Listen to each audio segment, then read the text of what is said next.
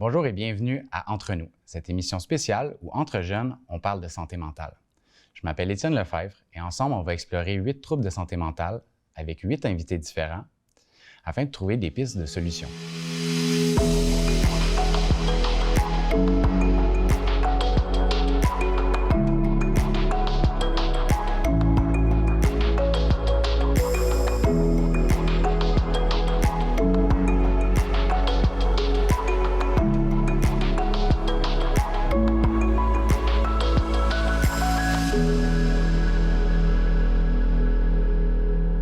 Aujourd'hui, on reçoit Sébastien, avec qui on va parler de stress post-traumatique et de crise de panique.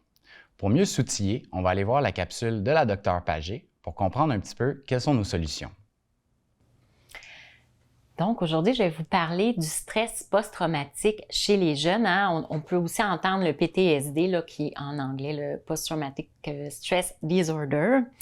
Donc, bien sûr, c'est quelque chose qu'on va vivre souvent, en fait, toujours, suite à un événement très perturbateur, très traumatisant, comme par exemple une agression physique, une agression sexuelle, un gros accident, une perte, évidemment, les gens qui vivent la guerre, par exemple, des choses vraiment très graves qui viennent nous perturber, puis qui vont se développer vers un trouble du stress post-traumatique.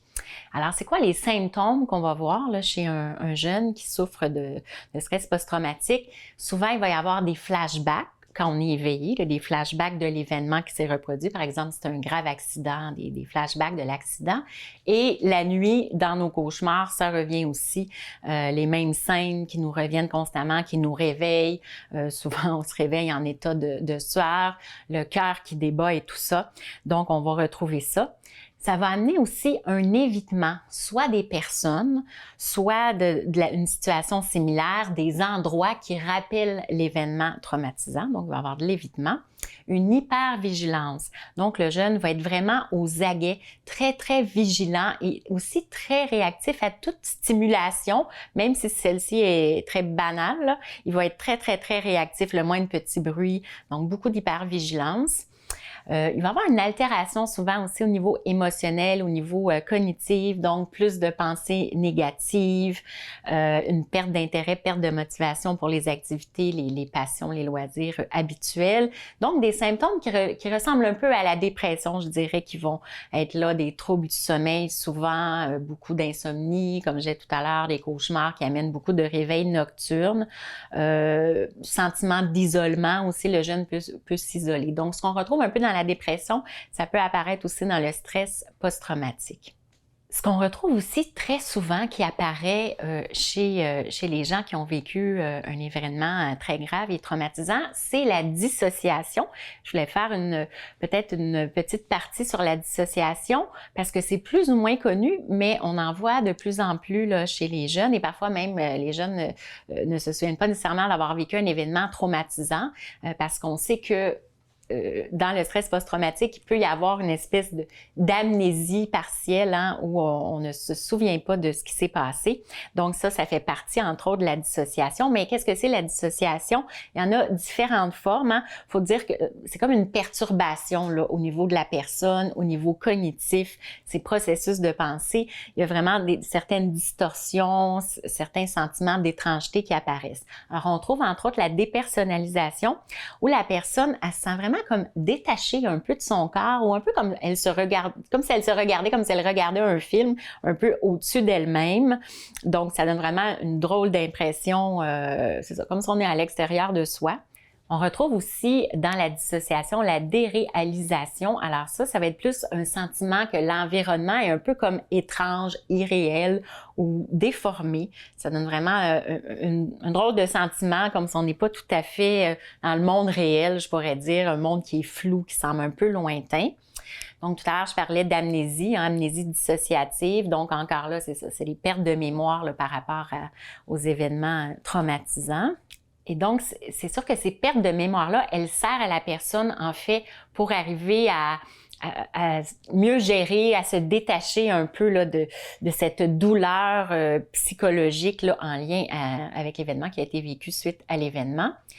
Et on peut voir dans la dissociation des troubles de l'identité, où là, la personne, elle va vraiment percevoir des changements au niveau de son mode de pensée, de sa façon de se comporter dans les relations avec les autres, au niveau de son identité, de sa mémoire, il y a vraiment des changements et ça peut aller, on le sait, jusqu'à une personnalité multiple, par exemple, où là, la personne ne se souvient pas du tout de certaines parties de sa vie parce qu'elle était dans l'autre type de personnalité. C'est quand même très rare, mais ça existe. Donc, ce serait quoi des bonnes stratégies pour traiter le stress post-traumatique chez les jeunes? Il y a différentes stratégies. Bien sûr, la psychothérapie, je pense que c'est nécessaire, c'est vraiment aidant pour aider les jeunes, entre autres la thérapie cognitive comportementale et la thérapie d'acceptation et d'engagement là, qui en fait partie, là, cette troisième vague. Donc ça, c'est vraiment aidant pour aider les jeunes à gérer toute l'anxiété qui est vécue. Puis on pourrait dire à mentaliser tout ce qui s'est passé au niveau de cet événement traumatique-là. La thérapie par exposition, par exemple, un jeune qui aurait vécu un grave accident d'auto, c'est de tranquillement se réapproprier la voiture, que ce soit au début juste de s'asseoir dedans, ensuite ou rouler avec quelqu'un, jusqu'à temps que le jeune puisse recommencer à conduire, par exemple, si c'est lui qui était au volant. Il y a le EMDR, qui est le Eye Movement Desensitivation et Reprocession, c'est en anglais. Donc, qui est vraiment une thérapie, ça fait plusieurs années que ça existe, qui est vraiment une thérapie qui fonctionne avec les mouvements oculaires et qui aide vraiment au niveau des stress post-traumatiques là, à se libérer de toute l'anxiété, tous les symptômes perturbants que ça peut nous faire vivre, autant pour les traumatismes, les phobies, etc. Fait que le MDR, c'est vraiment aussi une thérapie qui est favorisée pour traiter le stress post-traumatique. Bien sûr, tout ce qui est plus de la méditation pleine conscience, je dirais aussi se recentrer, se grounder au niveau de notre corps, de nos sensations corporelles et physiques, nos 5 sens, ça peut vraiment aider, entre autres, quand on se sent en dissociation, ça nous aide vraiment là, en se réappropriant nos sensations corporelles. Le soutien social, bien sûr, que ce soit de nos amis, de notre famille, des gens qui nous entourent, des gens en qui on a confiance. Alors, le soutien, ça va vraiment nous aider à nous sortir là, du stress post-traumatique. Puis, c'est sûr que si ce type de trouble-là empêche le jeune de fonctionner au quotidien, bien, une médication pourrait l'aider en venant vraiment diminuer les très forts symptômes, soit de dépression ou d'anxiété. Donc, on voit que ça prend quand même plusieurs ressources pour venir aider le jeune là, à se sortir là, d'événements aussi traumatisants. Maintenant, je vais aussi parler de la crise de panique. Bien sûr, elle peut apparaître chez les jeunes qui ont vécu un stress post-traumatique, mais pas nécessairement. On peut très bien vivre des crises de panique à l'intérieur d'un trouble anxieux ou d'un trouble d'agoraphobie sans avoir vécu là, de grands stress, de grands événements traumatisants. Donc, c'est quoi les symptômes de la crise de panique? On trouve bien sûr les palpitations cardiaques, hein, le cœur qui débat, transpiration excessive, sentiment d'être étourdi, parfois engourdi aux extrémités. Ça peut être des grandes douleurs au niveau thoracique. Beaucoup de monde croit qu'ils font une crise cardiaque alors qu'ils font une crise de panique. Nausées. Ça peut être même diarrhée, rarement des vomissements, mais ça peut aller jusque-là si c'est vraiment une grande anxiété qui est présente. Sensation de vertige, c'est sensation d'être étourdi, de perdre le contrôle. Bon, il peut y avoir soit des bouffées de chaleur et en même temps la sensation d'avoir froid, hein, avec des tremblements qui sont là. Puis parfois un sentiment un peu comme de la dissociation dont je parlais tout à l'heure, de peu être détaché. Ça peut amener ça quand on se sent en crise de panique. Quelles sont les causes des crises de panique? Bien sûr, il peut y avoir des facteurs soit plus génétiques ou biologiques, encore là, hein, si notre mère, notre grand-mère, notre arrière-grand-mère avait des tendances très anxieuses à faire des crises de panique, c'est quelque chose qu'on est plus sensible peut-être à vivre. Évidemment, le stress et l'anxiété, avant de se rendre à la crise de panique, on doit avoir vécu de façon continue un grand stress qui s'est développé plus vers de l'anxiété ou un trouble anxieux généralisé, par exemple, des phobies et tout ça. C'est sûr qu'au niveau des phobies, souvent, exemple, on a peur d'un chien, on voit un chien dans la rue, ça peut déclencher la crise de panique. Hein, l'objet phobique va déclencher la crise de panique. Ensuite, comme je le disais tout à l'heure, oui, c'est sûr qu'un traumatisme peut amener par la suite des crises de panique. Puis parfois, certains troubles de santé mentale sous-jacents, là, donc la crise de panique va faire partie un peu de ce trouble-là, entre autres le trouble d'agoraphobie là, qu'on voit avec des crises de panique. Alors, ce serait quoi les stratégies pour aider à se sortir et à diminuer et même éliminer les crises de panique de sa vie? On sait que la thérapie cognitive comportementale est vraiment bien adaptée pour ce type de problématique-là, avec l'exposition qu'ils vont utiliser, la désensibilisation et tout, apprendre à tolérer les symptômes de l'anxiété quand les symptômes de panique apparaissent. Donc, différentes façons là, d'apprendre à gérer pour ne plus s'y rendre. Comme je disais, l'exposition à l'objet qui cause la crise de panique, que ce soit sortir à l'extérieur, aller au centre commercial, peu importe, mais petit pas à petit pas, arriver à tolérer les sensations désagréables dans les endroits qui déclenchent la crise habituellement. Toujours l'adoption d'un mode de vie sain, hein, une bonne hygiène de vie au niveau du sommeil, l'exercice physique, des repas équilibrés, etc.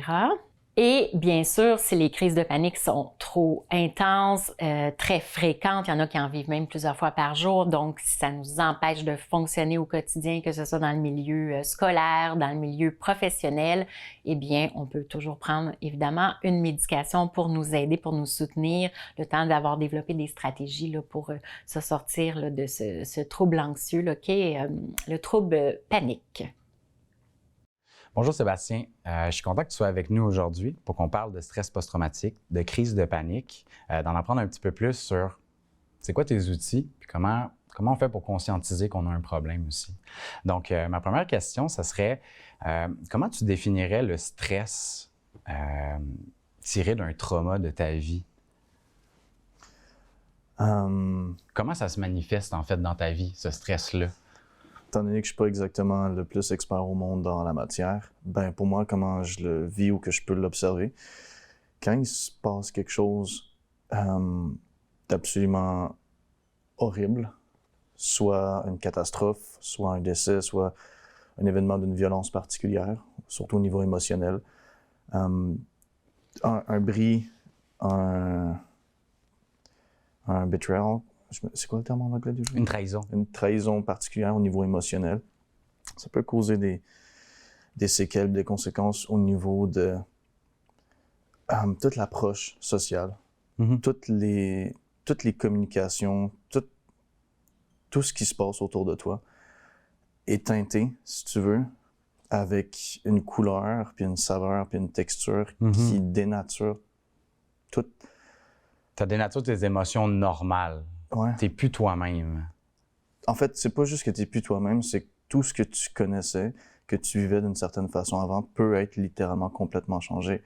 Ce que tu appréciais, que tu trouverais particulièrement, incroyablement le fun avant, ben maintenant, ça se peut que ça soit la dernière chose dont tu as envie. Ça se peut que tu te rendes compte aussi consciemment que inconsciemment, ça devient toxique pour toi. Comme par exemple certaines personnes, ou dépendamment de la situation qui a causé ça, ça peut être un genre au complet, une population, un stéréotype, ou un endroit, une activité en particulier, ou juste des situations qui sont un petit peu plus subtiles, comme par exemple, si on parle d'anorexie d'intimité, si tu as eu une relation qui était l'équivalent de mettre des miettes de pain pour que tu suives, puis que tu sois comme, OK, ben il y en a plus parce que je l'ai déjà vécu. Au début, c'était le fun. Puis tu te ramasses avec, OK, faut que je fasse plus d'efforts finalement pour avoir notre pain de ce jour, peu importe. Puis après ça, tu te rends dans un espèce de gouffre qui se ressent exactement comme une trahison. Il n'y a personne à pointer. Tu peux pas pointer l'autre directement, tu peux pas te pointer toi. C'est ça, il est juste arrivé quelque chose, puis tu as été affecté par ça. Ouais. Puis comment tu fais pour conscientiser, en fait, que tu es en train de vivre un stress face à un accident, un trauma, puis que tu es en train d'accumuler, en fait, un stress constant par rapport à un épisode qui peut être traumatisant? C'est quoi les signes que toi, tu vois personnellement dans ta vie pour être capable de reconnaître ça? C'est la façon que je le vis personnellement, que j'ai pu l'observer chez mon petit entourage limité. C'est beaucoup des réactions qui sont pas nécessairement toutes négatives, ou en tout cas qui n'ont pas l'air toutes négatives, mais qui sont un peu plus dans l'extrême. Mettons qu'on prend les choses qui sont un petit peu plus clichés, on irait, comme par exemple, vers le... Tu connais cette personne-là comme étant quelqu'un de sociable, qui aime beaucoup sortir, connecter avec des personnes familières, puis peut-être avec des personnes étrangères aussi, mais que ça fait une fois ou deux ou trois ou trop que ça ne tente plus de sortir, de voir des gens, puis etc.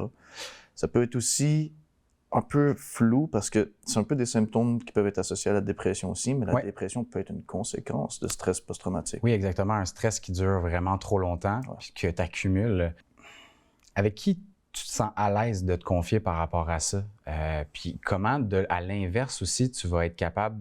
Est-ce que tu vas prendre ton courage à deux mains pour parler à un ami puis lui dire « Écoute, je pense que ça va pas. Je pense que ça va pas. » C'est difficile de faire ça?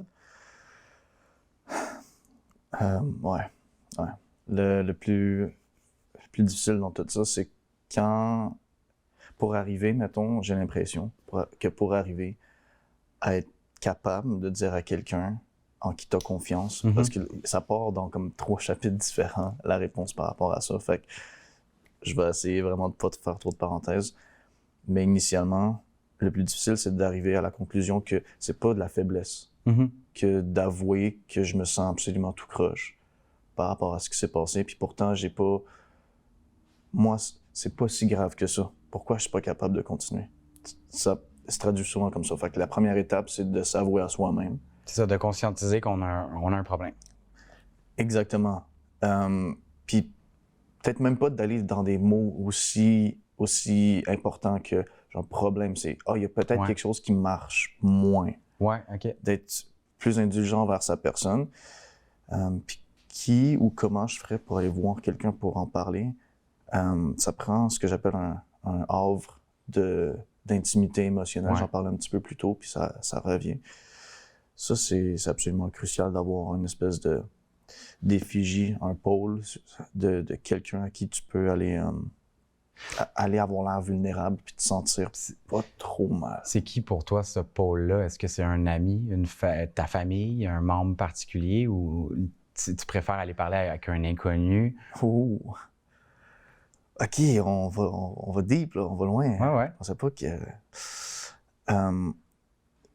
pour moi, étant donné que je suis en thérapie, je me rends compte que c'est beaucoup plus facile de mesurer, de me détacher, puis d'en parler à des complets inconnus. Est-ce que c'est parce que tu as une peur du jugement? Absolument. Ouais. Puis même ça, j'ai de la misère à me l'avouer parce que je me dis, avoir peur du jugement, c'est peut-être un signe de faiblesse, puis je devrais pas, puis je devrais être capable de m'en foutre, puis de juste passer à d'autres choses, de dire ce que j'ai à dire. Ouais. Puis ça me rend pas une moins bonne personne. Je suis capable de me dire, puis de savoir ou d'être convaincu d'absolument toutes ces phrases-là, mais le réaliser, puis de prendre action là-dessus, c'est difficile. C'est pas juste 2 mondes complètement différents. Rajoute-en un troisième dans le milieu, il y a un gouffre entre se rendre de là à là. Ouais. Ben s'avouer aussi justement que, bon, on dira pas le mot problème, mais qu'on a... Quelque chose qui peut être à régler. Qu'il y a quelque chose à régler exactement, puis que peut-être on va moins bien ces temps-ci. C'est quand même vraiment difficile de se l'avouer parce qu'on se dit, bon, il y a des bonnes journées, il y a des mauvaises journées. Mais en même temps, quand c'est récurrent puis ça revient, là, peut-être que tu as un problème. Puis des fois, justement, étant donné comme toi, tu n'as pas nécessairement un entourage qui va pouvoir te le verbaliser puis te faire prendre conscience. Dis-moi, tu parles de psychothérapie. Comment ça t'a aidé, toi, d'en parler? Que ce soit, ou toi, c'est un psychothérapeute, mais comment ça aide d'en parler de manière en générale? Parce que si tu en parles à ta famille, c'est pas nécessairement un expert, mais moi, je me suis rendu compte que de parler de mes problèmes, ça fait du bien, même si l'autre personne est juste là pour écouter puis pas nécessairement donner des conseils hyper précis ou dans une grande expertise. Ça fait juste du bien d'en parler. Fait comment toi, en fait, tu vois ce changement-là? J'ai peut-être une mini nuance à apporter. Ouais.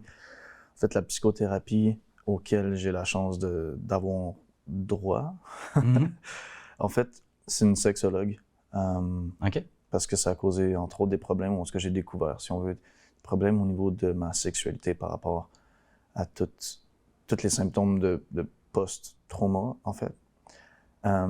Pour aussi réaliser que, dans le fond, en sexologie, 99%, c'est de la psychologie. Mhm. Ça reste l'organe qui est le plus à la base de tout le sexe. Right? C'est vraiment intéressant, les dynamiques, si on veut, qui vont se passer en thérapie, étant donné que, bon, ma thérapeute est un petit peu déçue du fait que je sois beaucoup dans la distance et dans la mesure de moi-même à moi-même. Mhm. C'est un des symptômes, justement, de la dissociation. Il y en a qui ont l'impression d'être à la 2e ou à la 3e personne. Des fois, j'ai l'impression d'être à la 9e. Je trouve que mon pilote automatique, des fois, il fonctionne extrêmement bien. Des fois, je trouve qu'il fonctionne extrêmement mal aussi. Mais est-ce que c'est bon d'être sur le pilote automatique comme ça? Parce que quand tu es sur le pilote automatique, tu penses pas, tu agis. Mais là, tu te rends pas compte peut-être de les petits bagages que tu es en train de te mettre derrière la tête qui vont éventuellement s'accumuler pour te créer un stress. Puis ça va être tellement difficile à démêler après. Je pense qu'il y a des moments où c'est bon de laisser, si on veut, le pilote automatique embarquer dans nos vies pour mettre moins d'efforts sur certaines choses qui peuvent être gérées automatiquement. Mhm. Mais il faut garder en tête que c'est des moments qui sont un peu skippés. C'est des moments que tu vis pas, puis que tu te souviens pas vraiment non plus. Fait que c'est l'équivalent de prendre la manette puis juste faire OK, plus 10 secondes, plus 10 secondes, plus 10 secondes sur quelque chose que tu écoutes. C'est juste que c'est quelque chose que tu écoutes là, tu peux pas le revivre. Tu l'as perdu de façon permanente. Ouais. Fait que est-ce que c'est bien? En général, je dirais que non. Si j'avais à mettre un noir ou blanc définitif là-dessus, mes couleurs aujourd'hui. Par contre, quand c'est trop, quand ta batterie émotionnelle ou sociale est complètement à plat, d'aller emprunter des efforts dans le reste de son corps, si on veut, quand tu es à zéro, je pense que ça crée plus de problèmes. Puis ça va faire en sorte que la récupération va être plus longue. Puis je m'explique. À mon avis, dans la façon que je comprends, il y a une immense différence entre relaxer le soir et récupérer. Relaxer, c'est entre autres un peu similaire à pouvoir être un peu absent, à pas avoir besoin de réfléchir, puis à pas nécessairement se sentir bien, mais plus se sentir correct. Ce serait plus proche de la méditation. Pour la récupération, oui. Ah, OK. Parce que ça prend un certain effort. Ouais. Ça prend un certain travail. Ouais. Puis à mon avis, la récupération peut pas vraiment se faire sans travail. Bain de glace, aller au gym, ce genre de choses-là, c'est un genre de choses qui peuvent permettre de récupérer ou de se rapprocher, de créer une intimité émotionnelle de soi-même envers soi-même. C'est ça. Fait que prendre le temps de prendre soin de soi, ça aide à guérir nos traumas. Ouais. Puis ça fait partie, entre autres, des mécanismes je ne sais plus c'est quoi le terme, mais c'est un terme-là, qui peuvent s'en suivre des conséquences, comme par exemple, je me connais comme étant quelqu'un qui va travailler vraiment beaucoup pour justement créer une distance, puis être plus à la 3e personne, puis pas être proche de mes émotions. Parce que quand on est sur le pilote automatique de même, ce qui se passe, en tout cas ce qui se passe pas, c'est de vivre tes moments, puis tes émotions. Mais c'est comme prendre une hypothèque pour payer une carte de crédit. Ça fait pas de sens. C'est la solution rapide, mais sur le long terme, c'est pas bon. T'aurais-tu un truc pour conscientiser que t'es peut-être rendu à avoir besoin d'aide? C'est beaucoup...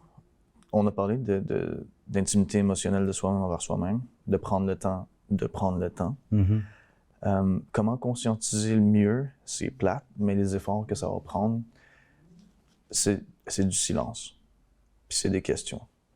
C'est des questions dont personne d'autre va avoir la réponse que toi-même. Ouais. Fait qu'il va falloir que tu fasses l'examen à toi-même. Puis il n'y a pas vraiment de...